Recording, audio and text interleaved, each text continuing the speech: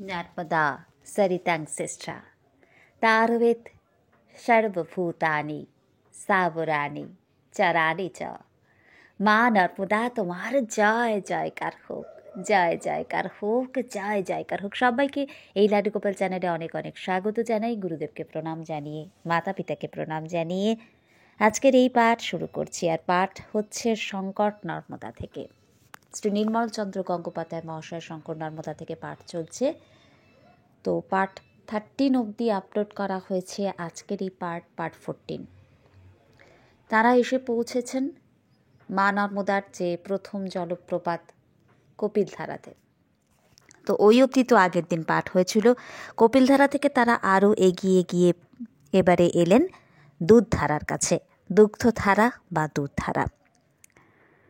তো জলধারার শুভ্রতার জন্য এই জলপ্রপাতের নাম, এই দ্বিতীয় জলপ্রপাতের নাম, মায়ের এই দ্বিতীয় জলপ্রপাতের নাম দুধধারা, এমনটা বলছেন লেখক। যদিও এর আরও অন্য একটা কারণ আছে, তো সেটাতে এক্ষুনি আমি আসছি না, যেহেতু এখান থেকে পাঠ করছি। তো আগে লেখক কি বলছেন সেটাই দেখা যাক, পরে সে কথায় আসবো অন্য কোনো পাঠে। কপিলধারার মতন বলছেন তিনি যে উচ্চতা দুধধারার কিন্তু নেই, কিন্তু কপিলধারার থেকে এই ধারার প্রস্থটা অনেক বেশি চওড়া, প্রস্থে অনেক বেশি, স্রোতের তীব্রতাও কম, তবে তরঙ্গ আকুলতার দৃশ্য আরও মনোহর। চারিদিক পাহাড় ও অরণ্যে ঘেরা, প্রপাতের নিচে নদীর বুকে প্রস্তরখণ্ডও কম। নর্মদা এখানে বিস্তৃততর নদীরূপ ধারণ করে পশ্চিমের অরণ্যের মধ্যে বিলীন হয়েছে। দুগ্ধধারার ঠিক নিচেই বড় একটা প্রস্তরের খণ্ড, বাঁদিকে পাহাড়ের প্রপাতের মধ্যে ঝুঁকে পড়েছে তারই অংশ, আর তার মধ্যে জলের কাজ ঘেঁষে একটা গুহা। তরঙ্গ অতিক্রম করে সেই গুহা মুখে পৌঁছানো অত্যন্ত বিপজ্জনক। দূর থেকে স্পষ্ট চোখে পড়ল যে সেই গুহার মধ্যে সিঁদুর মাখানো একটা ত্রিশূল, ত্রিশূলের সামনে একটা আসন। অমিত বললে, কি কাণ্ড, ওই গুহার মধ্যেও লোক থাকে নাকি? জলধারার দক্ষিণ তীরে আমরা দাঁড়িয়েছিলাম। সাবধানে নিচু হয়ে এক অঞ্জলি জল নিয়ে নিজের মাথায় ছিটিয়ে দিল কানাইয়ালাল। তারপর দুহাত জোর করে দূর থেকে প্রণাম করল ওই গুহাশ্রয়ী ত্রিশূলকে। বললে, অমিত ভাই, এই স্থান সাধারণ মানুষের নয়, ওই গুহা মহাপুরুষের তপস্যা স্থান। দুগ্ধধারা কপিলধারা দেখা শেষ।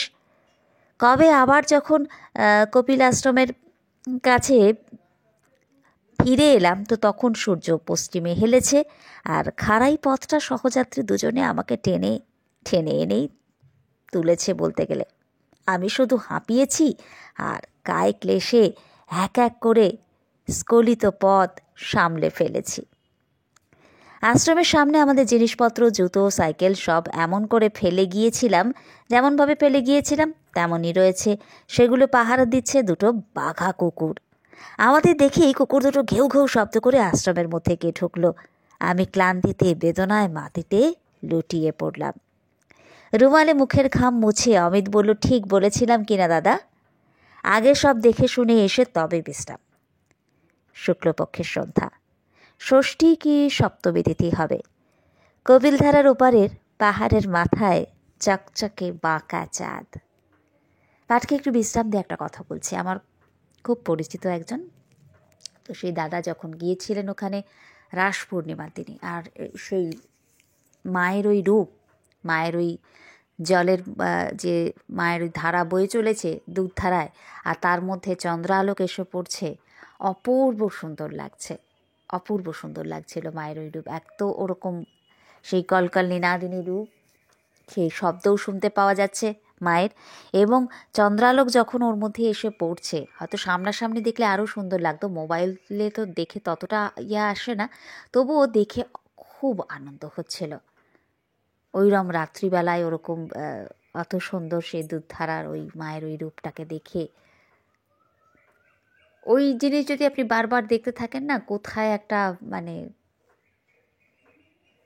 একটা আনন্দে মন ভরে যাবে।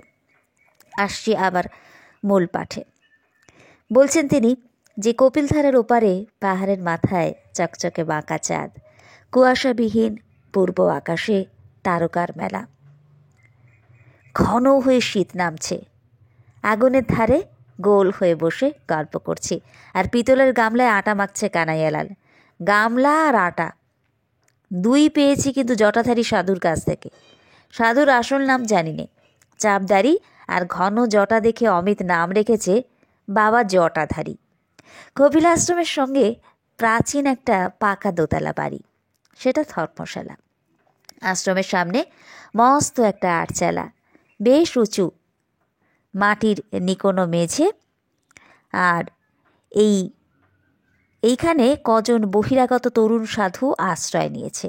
ত্রিশূল, কমণ্ডলু আর সেই গাঁজার কলকের মালিক প্রত্যেকেই কিন্তু স্থায়ী সাধু। আশ্রমে কয়েকজন থাকেন, শীতকালে এদিক ওদিক সংগ্রহার্থে ভ্রমণ করেন। আশ্রম রক্ষা করছেন এখন ওই জটাধারী বাবা আর তার এক চেলা। বাঘা কুকুর দুটো তাঁদেরই আশ্রিত। প্রহরী কুকুরের ডাকে সাড়া দিয়ে আশ্রমের বাইরে এসে ছিলেন ওই জটাধারী বাবা। হাঁকলেন, তুম লোগ কौन हो, कहाँ से आते हो? উত্তর দিলে কানাইয়ালাল, বললে, আমরা দূরদেশী মেহমান, অমরকণ্টক থেকে তার সঙ্গে বার হয়েছি। কপিলধারা দুধধারা দেখা শেষ করে একটু বিশ্রাম করছি। জটাধারী শুধলেন যে, একেবারে নিচু পর্যন্ত গিয়েছিলে? হ্যাঁ, তা গিয়েছিলাম। ঘন গোপ ও দাড়ির ফাঁকে একটু হাসি চমকিয়ে উঠল। জিভ দিয়ে চুকচুক করে শব্দ করে বললেন যে, একদম থেকে গিয়েছে বেচারারা। আও আন্দার আও। উঁচু অঙ্গনে উঠে এলাম। সামনেই প্রায় এক মানুষ সমান উঁচু এক বিভৎস পাথরের মূর্তি।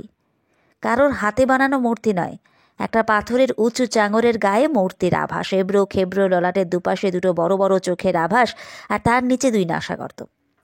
তার তলায় মস্ত একটা সারা মূর্তির গায়ে সিঁদুর লেপা। সেই মূর্তির পায়ের কাছে এধারে ওধারে লেংটি পরা ছাই মাখা কয়েকজন সাধু গঞ্জিকা সেবন করছে। জটাধারী বললেন যে, মহাভৈরব তোমাদের সামনে, প্রণাম করো। প্রণাম করতে গিয়ে আমি গড়িয়ে পড়লাম, হাত পা টান টান করে লুটিয়ে পড়লাম মাটিতে। অনেকক্ষণ আর উঠব না। অমিত আশ্চর্য চোখে ওই ভয়ঙ্কর রণমূর্তির দিকে তাকিয়েছিল। কপিলধারার পার্বত্য কিনার থেকে এই বিরাট শিলাখণ্ডকে একদা কেউ টেনে তুলে এনেছিল, তারপরে খাড়া করে বসিয়ে দিয়েছিল এই আশ্রম প্রাঙ্গণের ভূমিতে। মাটিতে গভীরে কতটা পোতা আছে তা বলা যায় না। সে বলে যে, ওই ভৈরবকে এখানে কে প্রতিষ্ঠা করেছিল বাবা? জটাধারী বলেন, মেরা গুরু মহারাজ, উনকা নাম থা ঋষি বাবা। তো কপিলধারার সম্মুখস্থিত এই আশ্রমের সংবৎসরী দুরাগত অতিথি ও সাধু কেউ না কেউ জোটে। প্রসন্ন ঋতুতে এই স্থান তো যাত্রী জমায়েতে পূর্ণ থাকেই। প্রচণ্ড শীতকালেও আশ্রম একেবারে অতিথিশূন্য হয় না। অমরকণ্টকের মেলার সময়তে বহু যাত্রী কপিলধারা দেখতে আসে, তো তখন ধর্মশালার সরগরম। আর এই কঠিন বিষণ্ণ ঋতুতেও আশ্রম প্রার্থীর জন্যে উন্মুক্ত আশ্রমদ্বার। বাঘা কুকুর দুটোর কাজ যাত্রী তাড়ানো নয়, যাত্রীদেরকে পাহারা দেওয়া। এই কপিলাশ্রমকে জাগ্রত করেছিলেন এক শঙ্কর ভক্ত সন্ন্যাসী। তিনি প্রায় 40-50 বছর ধরেই এখানে ছিলেন। প্রায় 10-12 বছর আগে অতি পরিণত বয়সে তিনি এইখানেই দেহরক্ষা করেন। ভক্তরা আশ্রমের কাছে তার এক স্মারক স্তম্ভ প্রতিষ্ঠা করে রেখেছেন। তার নাম সচ্চিদানন্দ ব্রহ্মচারী। লোকে তাকে ঋষি বাবা বলেই সম্বোধন করত। জটাধারী বাবার আতিথেয়তার প্রথম নিদর্শনেই আমরা মুগ্ধ হলাম। এক লোটা ফুটন্ত গরম চা তিনি আমাদের সামনে ধরলেন, বললেন, অনেক পরিশ্রান্ত হয়েছে তোমরা, এই গরম চাটুকু জলদি পিলেও বেটা। তো চা পানের পরে ধরে প্রাণ এলো। জটাধারী তার চেলাটিকে সঙ্গে দিলেন, আর তার সঙ্গে আমরা চারিদিক ঘুরে ঘুরে দেখলাম। কবির আশ্রমের ডান দিকে কিছুটা ঢালু অতিক্রম করে ঋষি বাবার সমাধি। সামনে বেশ পরিচ্ছন্ন স্থানে কয়েকটি পুষ্পতরু, আরও কিছুটা গিয়েই একটা ছোট শিব মন্দির। তো চেলা বললে যে, কপিল মুনি এখানে শঙ্কর উপাসনা করেছিলেন, আর এই শঙ্কর লিঙ্গ কপিল মুনির প্রতিষ্ঠিত। তারপর আস্তে আস্তে ঘনিয়ে এলো অন্ধকার, ঘনিয়ে এলো শীত, আর সেই অন্ধকারে পাহাড় আর বনানী একাকার হয়ে গেল। স্তব্ধ হলো ঘরে ফেরা পাখিদের কাকলি, স্পষ্টতর হলো প্রপাতধ্বনি। আকাশে তারা উঠল, বাঁকা চাঁদ জাগল, দিনের নিস্তব্ধতা রাত্রের গভীরে স্তব্ধ হয়ে এলো। আমরা ধীরে ধীরে ফিরে এলাম আশ্রমে। উঁচু আশ্রম প্রাঙ্গণটি আটচালার মতন, মাথাটি ছাওয়া, একধারে বাড়ি আর তিন ধার ফাঁকা। মোটা কাঠের ঘন সন্নিবিষ্ট গুড়ির উঁচু রেলিং পার হয়ে বন্য জন্তুর পক্ষে প্রাঙ্গণের মধ্যে লাফিয়ে ঢুকে পড়ার উপায় নেই। তাছাড়া সামনে দুই বাঘা বুনো কুকুরের পাহারা। প্রাঙ্গণের মাঝখানেই একটা গর্ত, আর সেই গর্তের মুখে মোটা মোটা জ্বালানি কাঠ। চুলিতে আগুন জ্বলছে আর সবাই ঘিরে বসে রয়েছি। সেই আগুনকে ঘিরে তারা সবাই বসে আছেন, বলছেন রাতের আহার্য সেঁকে নিচ্ছে যে যার। কানাইয়ালাল আটা মাখছে আমাদের তিনজনের মতন। ছিন্ন চাটাইয়ের উপরে গেরুয়া চাদর বিছিয়ে আধখানা কম্বল মুড়ি দিয়ে কতক্ষণ ঘুমিয়েছিলাম জানি না। হঠাৎ যখন ঘুম ভাঙলো তখন দেখি শীতে ঠকঠক করে কাঁপছি আর গুড়গুড় করছে বুকের মধ্যে। হাত পায়ের আঙুলগুলো নিঃসার। অমিত আর আমি একখানা কম্বল দুজনে জড়িয়ে শুয়েছিলাম। কখন পিঠ থেকে কম্বল সরে গেছে, থরথরে পাঁজরের সেই হাড়গুলো আর নেই। বাইরে তুহিন বাতাস বেশ কিছুটা গায়ে এসে লাগছে। সেই বাতাসের সেই মৃত্যুর হিমস্পর্শ। তন্দ্রার সামান্যতম আবেশটুকু এক মুহূর্তে কেটে গেল। স্থির বুঝলাম এমনটি ঘাপটি মেরে যদি পড়ে থাকি তাহলে শেষ পড়ে থেকে যাব, আর নিস্তার নেই। তো দুধ ধারার মাঝখানের সেই কালো গহ্বরের মতন শীতল মৃত্যুর অতল গহ্বরে তলিয়ে যাব একেবারে। হাতের আঙুলগুলো আস্তে আস্তে নাড়তে চেষ্টা করলাম, আর তারপর দেহ মনের সমস্ত শক্তি সংগ্রহ করে উঠে বসলাম। মোটা পায়জামা পরনেই আছে। অনেক কষ্টে আঙুল নেড়ে নেড়ে গলাবন্ধ কোটের সব বোতামগুলো এঁটে দিলাম। তারপর অমিতের গায়ে কম্বল ফেলে উবু হয়ে হামাগুড়ি দিয়ে এগিয়ে চললাম চাতালের মাঝখানে। সেখানে আগুনের কুণ্ডটা নিবু নিবু হয়ে এসেছে, উত্তাপের চেয়ে অঙ্গার বেশি।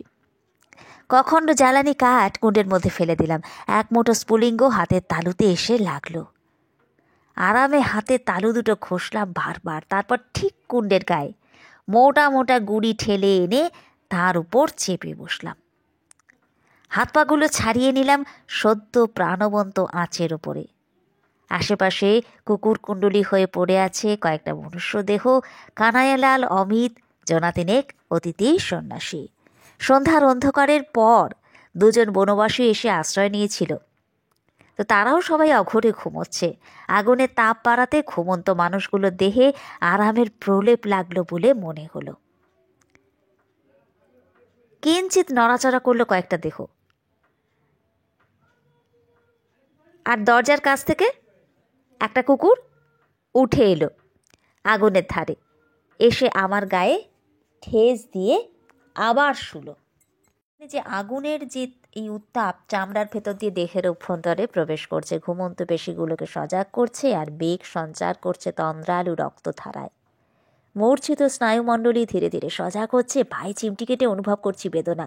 চোখের দৃষ্টি স্বচ্ছ হচ্ছে, কান শ্রবণ করছে ছিঁচি পোকার ডাক। আগুনের ধারে এতক্ষণ বসেছিলাম, তিনি কতক্ষণ বসেছিলেন সেটা তার খেয়াল নেই। বলছেন উঠে দাঁড়ালাম শরীরটা টান টান করে, আর তারপর আস্তে আস্তে পায়চারি করে বেড়ার ধারে গিয়ে দাঁড়ালাম। নিস্তব্ধ ধরিত্রী, সমস্ত চরাচর জুড়ে নিঃসীম অন্ধকার। কোথায় পাহাড়, কোথায় দিগন্ত, অসীম কালিমায় সব একাকার। সারা অন্তরিক্ষ জুড়ে কোটি তারকার লীলা। বিপুল শূন্যে শুধু তারার দীপ্তি আর গ্রহের স্পন্দন। আর এই বিশাল পৃথিবীতে একটি মাত্র জাগ্রত মানুষ, অদ্বিতীয় আমি, আমার দেহ আর মন। মনে মনে প্রশ্ন করলাম, কে আমি? কি আমার নাম? কি আমার পরিচয়? কেউ জানে না। আমিও ভুলে গেছি বলেই আমি এমনই বেদনাহীন, ঔদাসীন্যে, নামহীন, পরিচয়হীন, অতীতহীন নবজাগতের মতন এই অনন্ত অন্ধকারের কোলে নির্ভয়ে আশ্রয় নিতে পেরেছি। শেষ বন্ধনটুকু খুঁজবে কাল। কানাইয়ালালের সঙ্গে কথা হয়েই আছে। ওই একটা চেনা মানুষ অমিতকে বিদায় দেব কাল। তারপর যাত্রা করব নর্মদার পশ্চিমগামী স্রোতের পিছু পিছু। সূর্যোদয়ের সঙ্গে সঙ্গে হাঁটতে শুরু করব আর অস্ত সূর্যের দিগন্ত অভিমুখে। তখন আমার নাম ধরে কেউ আর ডাকবে না। মনে মনে প্রশ্ন করলাম, নাম থেকে মুক্তির এই মহা আকুলতা কেন? জন্ম থেকে শুরু করে জীবনের প্রতি মুহূর্তেই এই নাম আমার অবিচ্ছিন্ন সঙ্গী। নিঃশ্বাসের মতো নিত্যপ্রিয় সহচর। প্রিয়জনের ডাকে ডাকে এই নাম শ্রেষ্ঠ সঙ্গীতের চেয়েও মধুর। সমাজ সংসারে এই নাম একটা মহার্ঘ ভূষণ, জীবনের প্রিয়তম সম্পদ। কিসের ব্যর্থতায়, কোন বঞ্চনায় আমি ভাগ্যহত উদাসীন? সপ্তর্ষির প্রশ্নচিহ্নের দিকে তাকিয়ে উত্তর খুঁজে পেলাম অতি সহজে। বিরহ ছাড়া মিলনের উপলব্ধি পরিপূর্ণ হয় না, তাই বিরহ মহামূল্য। নামকে এত ভালোবাসি বলেই নামের সঙ্গে বিচ্ছেদের অভিজ্ঞতা সঞ্চয় করতে চলেছি। শঙ্কর জানেন আমার জীবনে বঞ্চনার কোনো ক্ষোভ নেই, ব্যর্থতার কোনো বেদনা নেই, বিভ্রান্ত বাসনার কোনো জ্বালাও নেই। সুখের চেয়ে সার্থকতা বড়, আর সার্থকতার চেয়ে আনন্দ বড়। আনন্দময়ের আশীর্বাদে আনন্দিত আবার জীবন। সেই আনন্দ সমাজ সংসারের মধুময় রূপ ধরে আমাকে ঘিরে রয়েছে। সেই আনন্দকে নিবিড়তর করে উপলব্ধি করব বলেই প্রেমময় সমাজ সংসারের সঙ্গে আমি বিরহ করেছি। আর এই বিরহের আনন্দ বোঝাই কাকে? পূর্ব দিগন্ত পারে অমরকণ্টক, নর্মদা মন্দিরের চূড়ায় এতক্ষণে উষার প্রথম অরুণ স্পর্শ লেগেছে। চক্রবালে নবপ্রভাতের রক্তিম আনন্দ আভা। ওঠো ওঠো কানাইয়ালাল, আর দেরি নয়। তো এরপর কি হলো সেটা আর আজকের পাঠে পাঠ করব না, সেটা এর পরের পাঠে পাঠ করে শোনাবো। আর রোজকার মতন শিব সুন্দরের বন্দনা করে আজকের এই পাঠকে এখানেই বিশ্রাম দিচ্ছি। শিবহম শিবহম শিবস্বরূপোহম,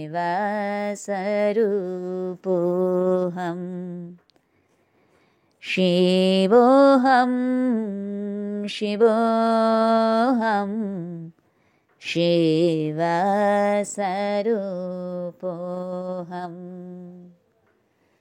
নিতোহম শুদ্ধোহম বুদ্ধোহম মুক্তোহম, শিবহম শিবহম শিবস্বরূপোহম।